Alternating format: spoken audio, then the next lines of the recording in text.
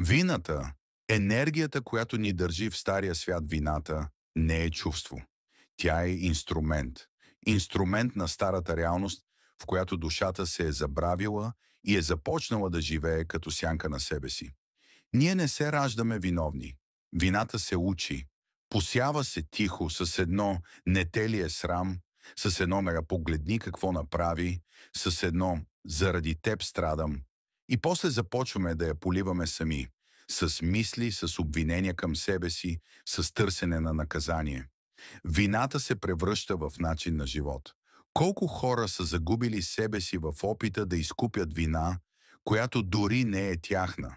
Колко майки продължават да живеят в болка, защото вярват, че не са дали достатъчно? Колко мъже се самонаказват с неуспех, защото някой някога им е казал, че не струват? И колко души не си позволяват да бъдат щастливи, защото вътре някъде вярват, че не го заслужават? Вината е затвор. Но не този с решетки, а онзи, който не се вижда. Онзи, в който си казваш: ще се откажа от себе си, за да не страда другият. А после и двамата страдате. Вината не е любов, не е съвест, не е знак за доброта. Тя е енергийна програма, много стара, вкоренена в колективното неосъзнавано. Програма, която ни държи в цикъла на болката, в ролите на жертва, спасител и палач. И тук идва ключовото. Вината е избор. Несъзнателен, но избор. Всеки път, когато решим да не си позволим радост заради чуждо страдание, избираме вината. Всеки път, когато откажем на себе си светлина, за да угодим на тъмнината на друг, избираме вината. Всеки път, когато вървим срещу душата си, защото някой ни е казал, че не сме добри, пак избираме вината. А истината? Истината е, че никой не идва тук, за да страда за другите. Истината е, че никой не е виновен за нищо. Истината е, че сме тук, за да си спомним. И когато си спомним себе си, вината изчезва като дим. Защото душата не знае какво е вина. Знае само истина и избор. Пусни вината. Не защото някой ти го казва, а защото вече нямаш нужда от нея. Защото си избрал нов свят, в който няма жертви и няма обвинения. Има само осъзнати същества, които творят реалността си с любов, а не с страх. Не си тук, за да се наказваш.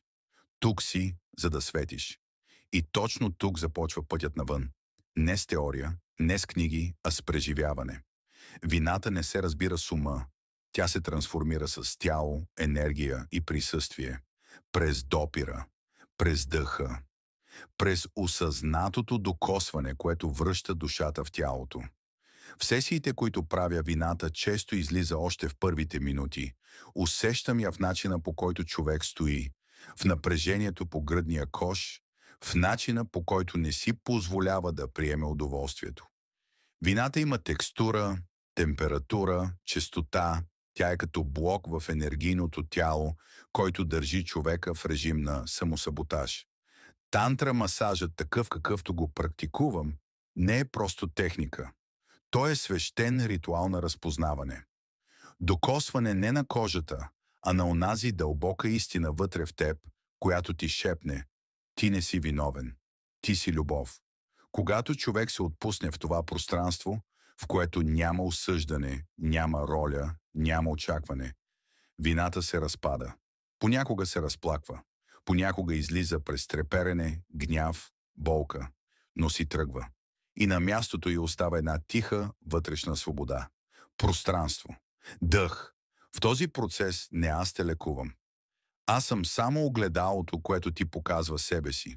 Без филтри, без вина, без страх. Истински. Ако чувстваш, че носиш вина, която не е твоя, ако си уморен от това да плащаш със себе си, ако си готов да върнеш енергията си обратно в сърцето си, тогава е време. Време да се върнеш от дома в себе си. Аз съм тук. Това е моят път. Да ти го покажа. С любов и разбиране, Александър Данаилов Майтрея.